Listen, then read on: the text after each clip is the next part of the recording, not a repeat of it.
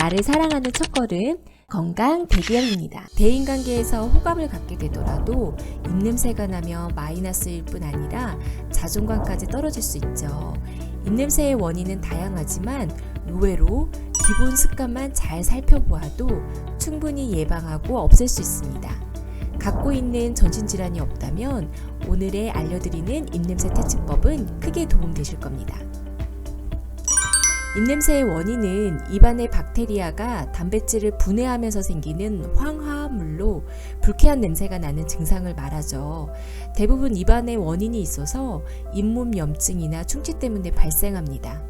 나한테 입냄새가 나는가? 라는 생각이 들면 1차로 치과를 내원하여 잇몸 상태는 괜찮은지 충치는 없는지 살펴보는 게 필요해요. 우리 오복 중에 하나가 입속 건강인데요. 치과 의사들은 치아가 건강한 것도 중요하지만 잇몸의 건강을 더 중요하게 생각합니다. 그래서 연 2회 정기적인 스케일링으로 잇몸 건강을 지키라고 권유하는데요. 의료보험으로 연일의 스케일링을 저렴히 받을 수 있는 건 알고 계시죠? 연말이 될수록 예약이 밀리니 봄이나 가을쯤에 서둘러 1회를 받는 게 좋습니다. 그 외 추가적인 스케일링은 치과마다 차이가 있지만 1회 5만원 정도 선으로 알고 있습니다. 잇몸 상태에 따라 스케일링 횟수가 차이도 있고 잇몸 치료를 권유하기도 합니다. 저 같은 경우에는 스케일링 받는 날이 치과 검진일로 맞춰져 있어서 그날 스케일링을 받은 후에 충치는 없는지 함께 보고 경과나 치료를 받아요. 그리고 입냄새의 주범 중에 하나가 오래된 보철물이나 틀니에서도 발생하는데요. 벌어진 틈새로 음식이 끼고 잘 닦이지 않아 냄새가 날 수 있습니다. 그래서 보철물 상태를 잘 살피는 것도 중요합니다. 우리가 매일 하는 양치질, 익숙해서 잘 되고 있는지조차 신경 쓰지 않잖아요. 그런데 의외로 제대로 못하는 분들이 많습니다. 입냄새는 올바른 칫솔질과 관리만으로도 치료와 예방이 가능합니다. 333 운동을 다시 한번 설명을 드리면 하루 3번, 식후 3분, 그리고 3분 동안 닦는데 치아 안쪽, 치아 바깥쪽, 치아 위아래 면적까지 꼼꼼히 닦아주고 입천장과 혀도 닦아줘야 합니다. 그리고 치실이나 치간 칫솔도 이용하셔야 하고요. 점심에 마늘같이 향이 강한 걸 드신 분들은 여기에 구강세제도 함께 이용하면 좋습니다. 그리고 후식은 커피 대신 녹차가 좋아요. 여기서 잠깐 입속 에티켓을 지켜주는 걸로 소문난 제품을 소개해 드릴게요. 달리 치약이라고 대만에서 유명한 치약이 있어요. 원래는 화이트닝 치약으로 유명한데 이게 구취의 효과가 정말 좋습니다.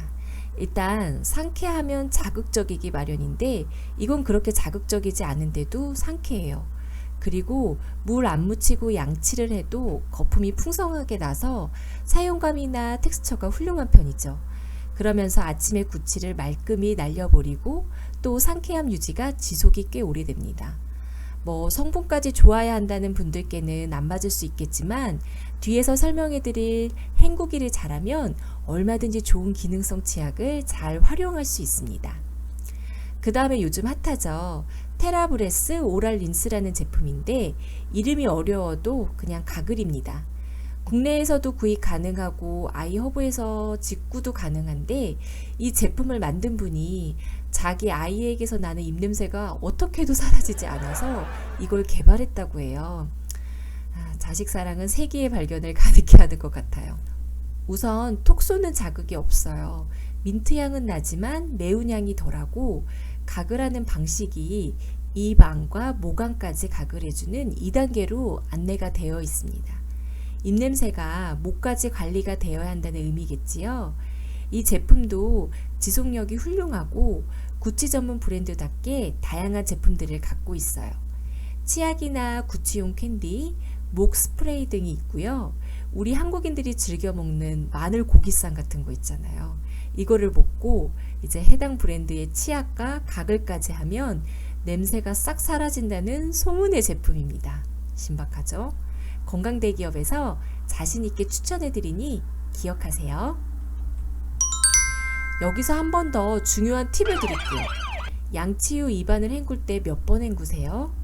제가 몇 년 전에 다큐를 본 적이 있는데 구취로 고생하는 사례자가 평생 동안 별짓을 다 해봐도 해결이 안 된다는 분이 나왔어요. 그래서 그분의 입부터 몸속까지 다 뒤져보고 입냄새의 원인을 찾아보니 너무 간단한 결론이 난 거예요. 그건 양치를 너무 과하게 하고 충분히 헹구지 않아서 유발되는 구취였던 겁니다. 등잔빛이 어두운 줄 모르고 멀리서만 해결책을 찾았던 거죠. 그동안 얼마나 마음고생이 심했는지 결론을 받고 우시더라고요.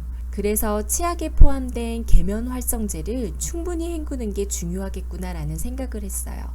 자, 그럼 어떻게 헹궈야 하냐면 물컵을 가득 받아 5회씩 총 2컵을 받아 10회 이상 충분히 헹궈야 합니다. 가글도 요즘은 많이 쓰시는데 치약에 계면활성제나 가글을 많이 쓰면 구강 건조를 유발하니 기본을 잘 지키면서 사용해야 될 것 같습니다.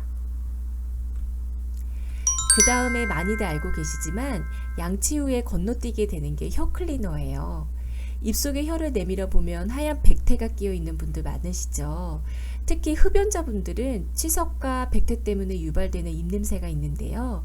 혀 클리너는 필수입니다. 예전엔 딱딱한 제품이 많아서 할 때마다 좀 아프고 헛구역질이 많이 나왔는데 요즘은 탄성 있는 실리콘 제품들이 시중에 많이 나왔더라고요. 사용 방법은 양치질 후에 혀를 쭉 내밀고 힘을 뺀 채로 혀 클리너로 살살 긁어내듯이 백태를 닦아내면 되는데요. 구역질 난다고 그만두시면 안 돼요. 그 혀 안쪽 뿌리부터 살살 하셔야 구취 예방에 도움이 됩니다. 그럼 백발백중 헛구역질이 올라와요. 자, 여기서 중요한 정보 하나 드릴게요. 가수 김유나 씨 남편분이 치과 의사잖아요. 모 프로그램에서 말씀하신 팁인데 한쪽 손으로 혀 앞을 잡고 하면 구역질이 안 난대요. 그래서 제가 해봤더니 됩니다. 돼요. 한번 해보세요.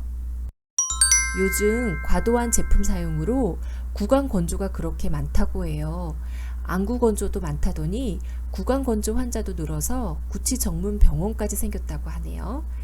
나는 치과에 가도 이상이 없어.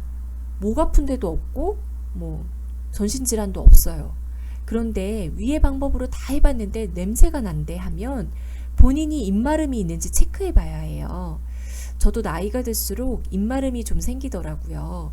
그래서 자다 일어나서 물도 한 번씩 마시게 되고 그러는데 구강 건조증은 입안이 건조하면서 생기는데 이걸 완화하려면 입속 수분을 채워야 됩니다. 바로 물을 많이 마시고 침샘을 자극하는 껌이나 박하사탕을 먹어 침 분비를 늘리면 됩니다. 그리고 커피보다는 녹차가 도움이 되고요. 과도한 다이어트나 스트레스는 구강 건조증을 유발하니 꼭 물을 틈틈이 챙겨주세요. 미세먼지가 심해지면서 이비인후과가 문전성시라고 하죠. 편도염이 생기면 텁텁한 입냄새가 생기기도 합니다. 아무래도 목에 염증이 생기니 그럴 텐데 반복된 편도염으로 편도가 비대해지고 편도의 작은 구멍에 음식물 찌꺼기와 세균들이 뭉쳐 노란 알갱이들이 생기기도 합니다. 목에서 이물감이 느껴지고 잦은 기침이 나다가 툭 튀어나오는 노란 알갱이가 있다면 당장 이비인후과 가셔서 편도 결석을 빼셔야 합니다. 오늘 건강대기업에서는 일상생활을 방해하는 입냄새 해결하는 방법을 알려드렸어요. 아마 이 방법대로 하시면 80% 이상 완화되실 거라고 자신할 수 있습니다.